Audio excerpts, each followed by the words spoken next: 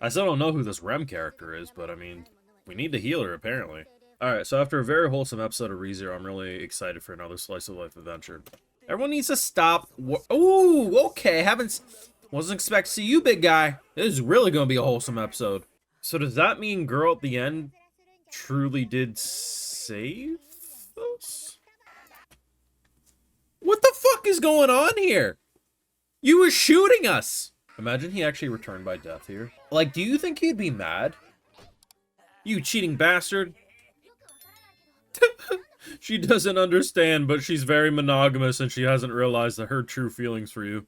She thought she couldn't talk to them until getting permission? Subaru, what the fuck have you been doing in between seasons?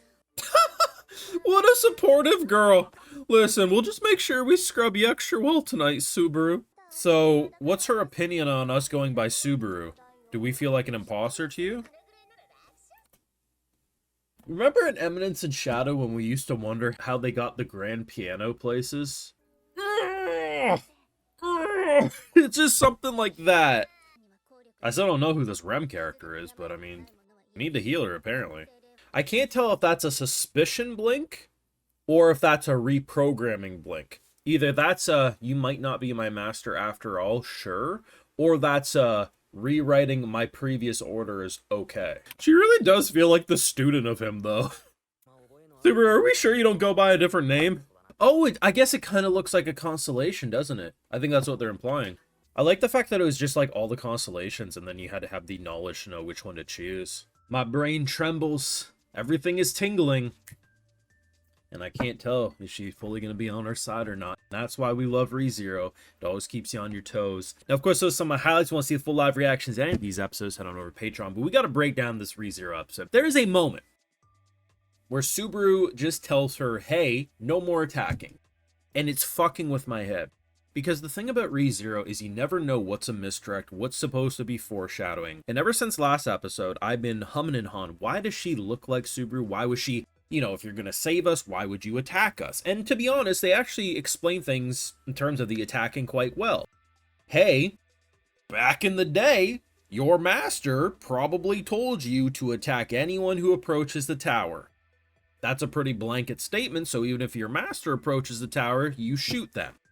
But once you're probably already in there, you no longer gotta protect, so you can actually just say, hey, master, I knew that was you. That makes sense. The looking like Subaru is still, well, I mean, you can make an argument, well, if Subaru's her master, looking like him makes sense.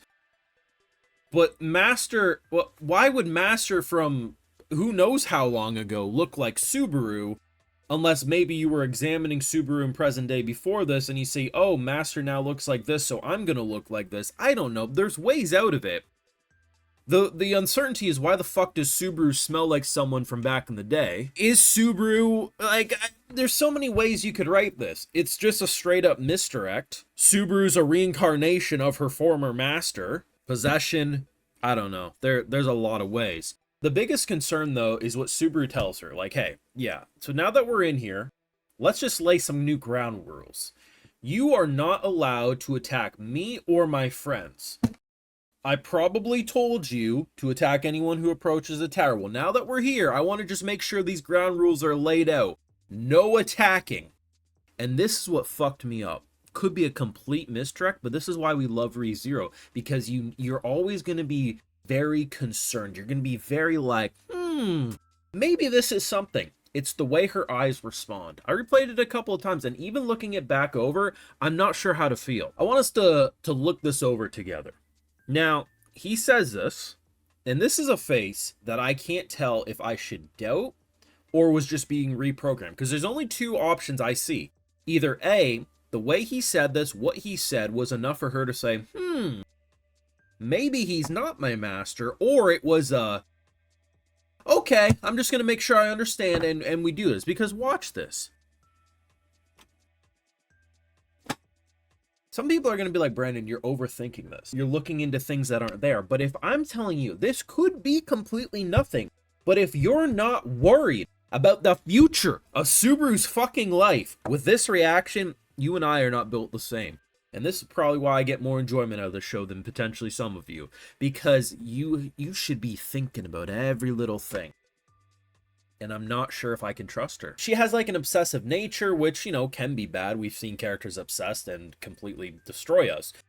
But in general, she's been very pleasant. This is really the only red flag I had from her this entire episode, because otherwise she was actually really good. And I mean, to be honest, fit with the cast quite well. She was hilarious. I mean, she's a badass, as saw from last episode.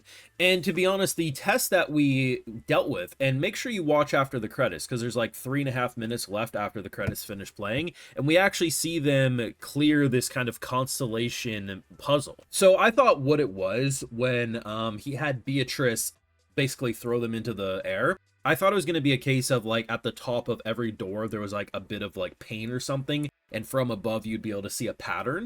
Turns out, yeah, if you're just going to randomly touch some doors, yeah, randomly touching things probably not the best idea to begin with, especially if you're in a potential death trap. Turns out the way they're placed is essentially the constellations. And if we know anything about Subaru, especially in past seasons, that's kind of his bread and butter of knowledge. So the idea of how he's like explains it and he breaks it down made total sense.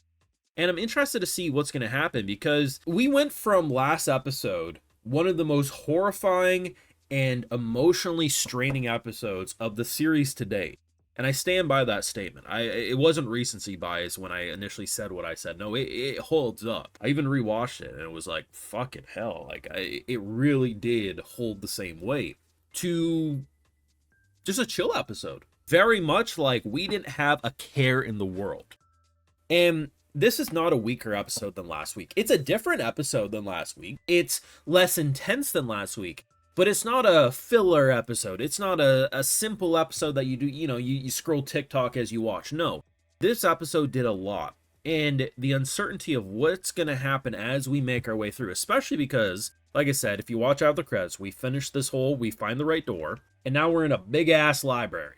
And unfortunately, that big-ass library has a very tall ceiling. Now, I don't know if we're going to get Zelda boss jump scare, some spider or something comes a knocking, or if we really are just going to read some books.